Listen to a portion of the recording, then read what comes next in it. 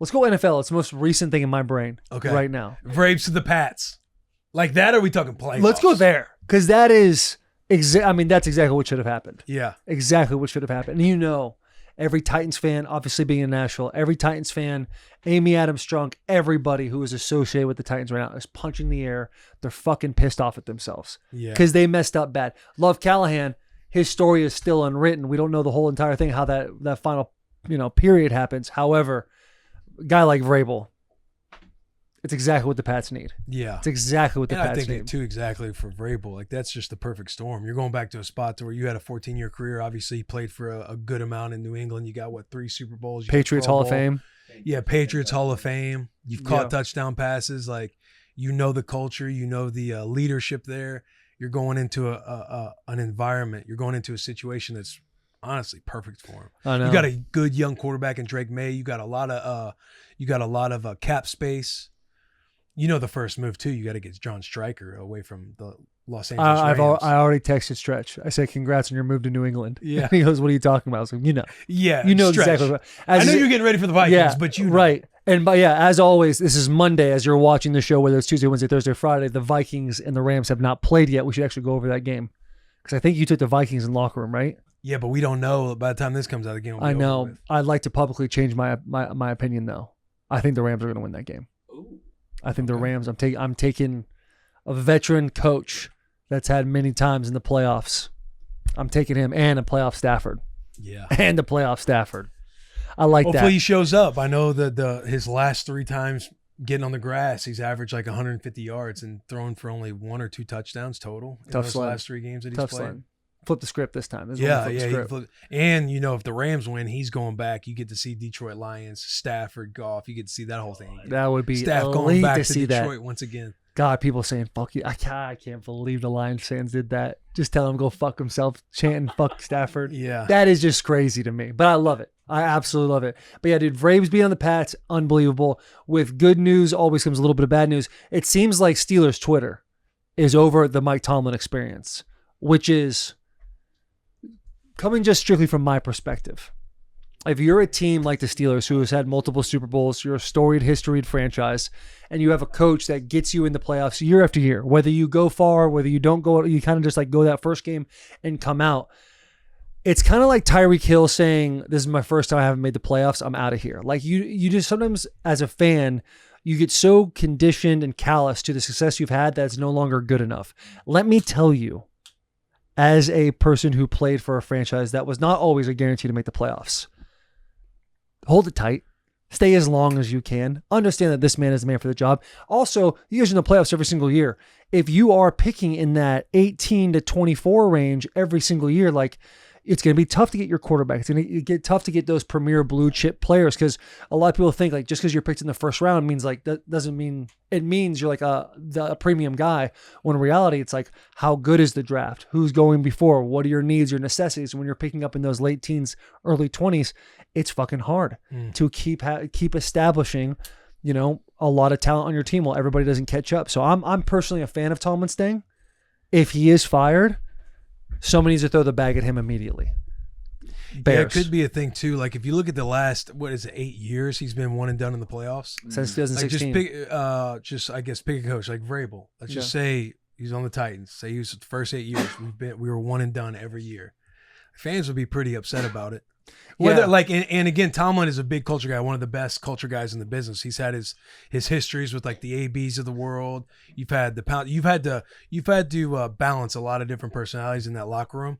And two, it's just like over time, even though he's a really good culture guy, it's the same kind of culture stuff over and over. Like that could kind of slow down at some point. You want something fresh. They do have like the lowest paid offense in the league. They got all their money tied up defensively. Yeah. If you're looking at it from a zoomed out views, is like, do you kind of blow up a little bit on defense and try and get some cap space and restructure a little bit, move some pieces around? Because as good as Cam Hayward is, he's been there forever. He's getting longer in the tooth. He's getting 13 older. Years now. TJ Watt is obviously a stud, a defensive player. He's not going anywhere. Type of guy. Yeah, he's not going anywhere. But you got to almost look at all of these different options to kind of blow it up a little bit if you're going to stick with Tomlin. Yeah, and going off of the example you just gave, if Mike Vrabel is at the Titans for 8 years, you make the playoffs 8 years in a row. Imagine any coach who gets their job in their first 8 years. First year they go to the playoffs, everybody's riding high. But every year they get to the playoffs. And this past year, but that's not the example we're talking about. They got to 10 wins and then lost the final 4 or 5 games. I understand. However, you're talking about a sample size of 8 years. For Tomlin, he's been there forever. He won a Super Bowl in 2008 with the Steelers. Maybe the game's he's had by more. A little bit. I'm just saying, if he said, "Hey, I'm going to give you a head coach. You're going to make the playoffs every single year, but you're going to be out of the playoffs after the first round every single year for 8 years," you'd probably say, "No, I'm not going to sign up for that." But if you had a little more context to, Le'Veon Bell, A.B., kind of you were saying, the Pouncey brothers, all these, and the Pouncey brothers, you say Pouncey because they're such a prolific group of individuals, when really only one Pouncey brother played there. Marquise Pouncey is one of the greatest leaders, from my understanding, that anyone's ever seen. Like, he is one of those guys that are just all fucking time, like a true locker room guy, keeps everybody in check. But like, still very unique, loud, boisterous, like individual. Wore free Hernandez hats when all that stuff was going on. Like, they are in the public eye and will do some controversial things. If you're able to navigate that many personalities, have sustainable success and being somewhere for so long, for me, it's very difficult to say, okay, go ahead and walk away from that, because the grass is not always greener on the other side. You don't know how good you're going to have it. I feel like the Titans are feeling that a little bit right now. Like I said, that story is still unwritten, but once you start getting away from stuff, and then also you look at the Patriots. We're very excited for Vrabel, but if Vrabel doesn't have success, you're not looking at like, hey, maybe we should have stayed with Belichick.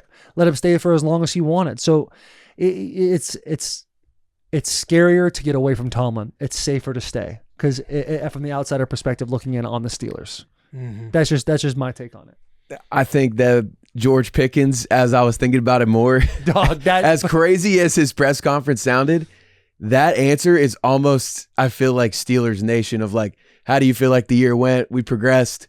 It was good. I got better. Are you optimistic? No.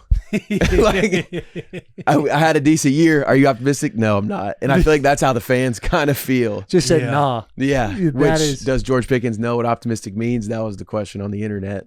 That is funny. He has got to be probably the number one character in the league right now. Yeah, he's my favorite player. Yeah, he's so your favorite fun player. To watch. He really is, bro. You'll just see a play going on, then he'll be in the corner of the screen, him just throwing somebody to the ground. Yeah. Doing you're random sitting there watching a game, street rat type shit. You're like, they're going to have to get him the ball pretty soon, or he's just going to start giving up on routes. Yeah. Just doesn't leave the line. Yeah. Dude. And if you keep everybody together, you almost gotta go try and find another quarterback, right? Gotta find a quarterback. You got Fields, yeah. Dog, no. You gotta go get a quarterback. But if you're wanting to be this team that gets over the hump of winning one playoff game, over winning a playoff game. They have 10 wins with both those quarterbacks. Yeah, but Fields could do it. That's what Will is essentially saying. Is like, yeah, you had a 10-win season. That's great. You look at it on paper, but then you put, since 2016, you have them limping into the playoffs. Russell Wilson starts off strong, then all of a sudden putters out. It hurts at his thing or whatever. When Russ came in, he was making that decision correct for several games. Yeah, there was a public apology in the locker room from me, because I thought Russell was terrible and I thought he was done, and he was playing a lot better. Turns out I was right.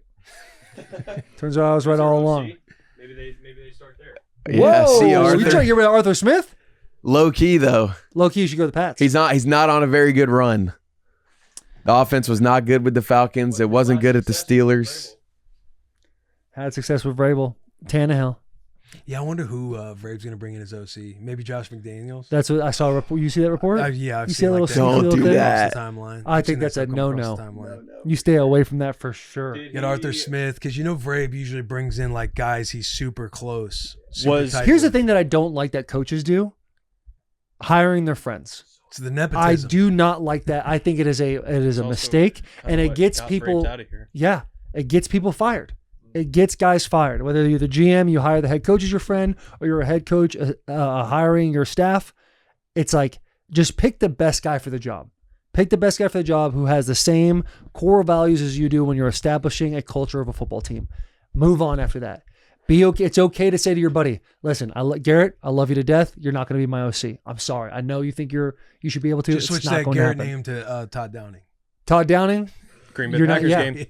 And the thing is you bring up Todd. It sucks sitting here being like publicly like, yeah, that wasn't the move. It wasn't the move. I love Todd. I thought he was a great guy in the locker room, great guy to hang out with, like him as an individual. Was not the move at the OC. Right. It just is what it is. Does Vrabes have any overlap with Bobby Slowick in Houston to where he could snag him over? No, because Slowick came from the Niners Gotcha. with Raheem or not Ryans, Raheem, with Coach yeah, Ryans, yeah, yeah. D'Amico. Yeah, love how you just said Raheem. That Patriots tree is a black head coach tough right like now. Raheem Morris. I mean, all right.